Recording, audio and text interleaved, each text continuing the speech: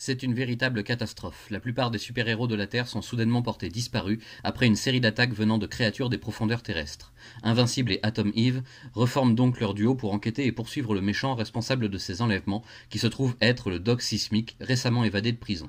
Désireux de prendre sa revanche sur Invincible, il a fait tout cela pour l'attirer dans un piège, mais il ne pourra rien contre l'union de tous les héros une fois libérés. Seulement, un détail inquiète particulièrement Mark, la présence de Darkwing parmi les héros alors qu'il le pensait lui aussi en prison.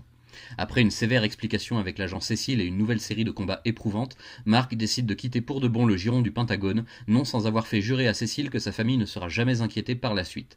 C'est donc la fin du partenariat entre Invincible et le gouvernement, le jeune homme ne peut plus faire partie des gardiens du globe et certains vont d'emblée décider de suivre son initiative et de faire carrière ailleurs, mais les plus anciens restent attachés au service officiel. Ce schisme dans le monde super-héroïque n'aura toutefois pas de grosses répercussions pour le moment, chaque équipe évitant de marcher sur les plates-bandes des autres. Invincible est la seule vraie inconnue de l'équation, car certains craignent que son côté Viltrumite ne prenne un jour le dessus et ne fasse de lui une menace aussi terrible que l'était Omni-Man. Et justement, que devient Nolan depuis la dernière fois? Emprisonné dans un super complexe galactique de l'Empire Viltrumite, l'ancien Omni-Man y a retrouvé son vieil adversaire Allen l'Alien, devenu bien plus puissant qu'auparavant après sa récente résurrection miracle. À eux deux, ils décident de fomenter une évasion massive en libérant les autres prisonniers et ennemis de l'Empire, mais le plan est très risqué car il faut pour cela que la cérémonie d'exécution de Nolan se déroule sans que ses bourreaux ne soupçonnent quoi que ce soit. Au terme de l'opération, Nolan révèle à Allen le plus grand secret que tente de dissimuler l'Empire au reste de l'univers connu, un secret qui intéressera fortement les forces de l'Alliance, à n'en pas douter. Pendant ce temps, sur Terre, Mark a fort à faire avec l'entraînement de son petit frère Oliver, qui développe lui aussi d'impressionnants pouvoirs et plus rapidement que prévu. Confronté aux jumeaux Moller, Oliver va montrer une nouvelle facette de sa personnalité, une vérité dont on serait bien passé Mark pour le coup, et qu'il lui faudra gérer au plus vite avant que d'autres n'en aient connaissance. Oliver pourrait en effet lui aussi devenir une sérieuse menace dans un avenir pas si lointain, à moins d'y mettre le holà dès maintenant. Seulement, aucun moyen d'être sûr que le garçon est vraiment sincère. Les aventures s'enchaînent ensuite, Eve et Mark faisant de leur mieux pour vivre leur nouvelle chance de relation à deux sans que leur vie de héros ne les handicape. Eve prépare même une sacrée surprise pour son chéri afin de leur permettre de bâtir un avenir plus solide, mais il devra être mis à contribution pour cela si tant est que l'engagement ne lui fasse pas peur.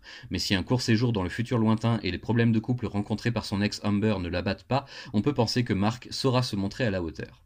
Cependant, quelque chose le tracasse vraiment. Ces derniers temps, il s'est aperçu que quelqu'un l'espionne, près de chez lui, à l'aide de drones sphériques automatisés qui retransmettent quelque part ses moindres faits et gestes. Même Robot n'a pas su identifier la technologie provenant de ces engins discrets et explosifs au besoin pour couvrir leurs traces. Mark risque d'avoir du souci à se faire très prochainement quand un vieil ennemi fera son grand retour, bien préparé à l'affronter et à le battre. Mais avant, il faudra gérer un nouvel ennemi qui vient lui tout juste d'apparaître, mais dispose déjà d'une solide raison de détester Invincible. La vie de super-héros n'est pas toute rose. Dans ce 5e tome de l'édition intégrale d'Invincible, Robert Kirkman nous présente les plus grosses évolutions de son personnage principal depuis pratiquement le début de la série. Combats qui s'enchaînent, rupture avec le gouvernement et les autres héros, retour d'Eve dans sa vie, petit frère à gérer et ennemi à affronter, la routine pour tout super-héros, mais ça n'en reste pas moins éreintant pour Mark, qui cependant ne montre jamais l'envie de capituler. En effet, le plus gros changement est surtout de constater que notre jeune Invincible est déjà devenu bien plus fort qu'avant, rien qu'avec un peu d'entraînement sérieux. Qui sait jusqu'où il pourra aller et quelles sont ses véritables limites? Une chose est sûre, il aura bien besoin de cette nouvelle puissance et de certains de ses meilleurs alliés quand les Viltrumites décideront de refaire une apparition sur Terre pour contrôler son travail d'assimilation. Mais justement, doit-on vraiment craindre l'empire de Viltrum? Tout porte à croire que l'équilibre des forces risque de changer d'un moment à l'autre au sein de la galaxie. Ces bouleversements atteindront peut-être la Terre, et j'ai déjà peur que ça n'entraîne un nouveau conflit entre Mark et Oliver, dont le caractère difficile commence à poindre avec l'âge. Bien sûr, on ne peut que supposer ce qui va arriver ensuite, toujours sans vous spoiler dans l'idéal les meilleurs passages de cet album. Invincible confirme qu'elle est une série très efficace qui à chaque chapitre parvient à capter l'attention du public et du lectorat, pour preuve les saisons supplémentaires commandées pour la série d'animation toute récente. La lecture du format intégral est vraiment agréable et permet de ne pas vraiment rester sur sa faim même quand on arrive à la dernière page, le suspense à son comble mais assez gérable tout au fond.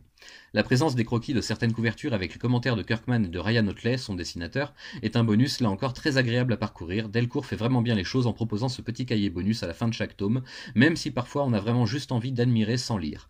J'ignore si la version originale possède le même contenu à ce niveau, je pense que oui, en tout cas l'adaptation par Delcourt est toujours d'excellent niveau. Seul petit détail qui titille ma maniaquerie, le personnage présent sur le dos de l'album est exactement le même que pour le tome précédent, image parfaitement identique qui veut peut-être dire que les éditeurs VF sont allés un peu vite en besogne sans peaufiner les moindres recoins de l'album.